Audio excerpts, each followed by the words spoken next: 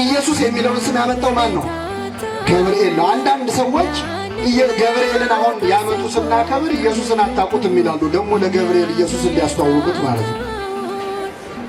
ስለዚህ ምዕመናን አንድ ሰው እንደውም ኢየሱስን ለማወቅ መጀመሪያ ገብርኤልን ማወቅ አለበት። ገብርኤልን የማያውቁ ሰዎች ኢየሱስን ቤት በኩል እንዳወቁት እግዚአብሔር ያውቀው ራሱ። ስሙንም ኢየሱስ ትይዋለሽ፣ እርሱ ታላቅ ነው፣ የልዑል ልጅ ይባላል። ጌታ አምላክም የዳዊት የአባቱን ዙፋን ይሰጠዋል፣ በያዕቆብ ቤት ላይ ለዘላለሙ ይነግሣል፣ ለመንግሥቱ ምን የለውም ማለት። አሁን ልትናገር ነው። እስቲ ስሟት እመቤታችን። በእውነት ድምጿን ለሁላችን ታሰማል።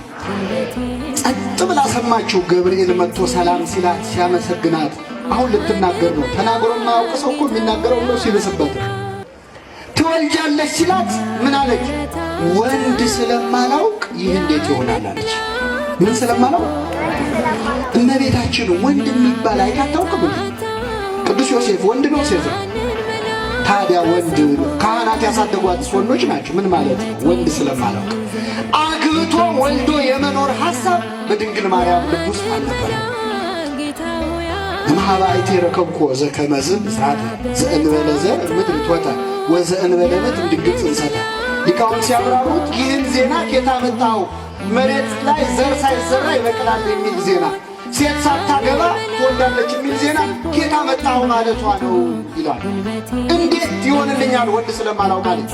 አሁን አንዲት ሴት ምዕመናን ልታገባ አንድ ወር የቀራት ሴት ወንድ ልጅ ትወልጃለች ተብሎ ቢነገራት ወንድ ስለማላውቅ እንዴት ይሆናል ትላለች?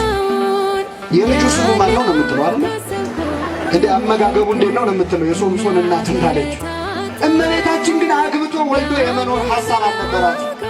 እንኳን አንዳንድ ደፋሮች እንደሚሉት ተራ ሰው ለመውለድ ብላ ድንግልናዋን ልታጣ ይቅርና ልዑልን ትወልጃለሽ፣ የዘላለም ንጉሥ ትወልጃለሽ ስትባል የድንግልናይስ ነገር ብላ ጠይቃለች። ደስ የሚያሳይ ነገር ልንገራችሁ ምዕመናን። እግዚአብሔር ሐሳቡ ከእሷ መወለድ ነው። እሷ ሐሳቧ ድንግል ሆኖ መኖር ነው። ሁለቱንም ፈጸመው። እሱም ከእሷ ተወለደ፣ እሷም ለዘላለም ምን ሆና ኖረች? ድንግል ሆና ኖረች። እግዚአብሔር ማለት ይችላል።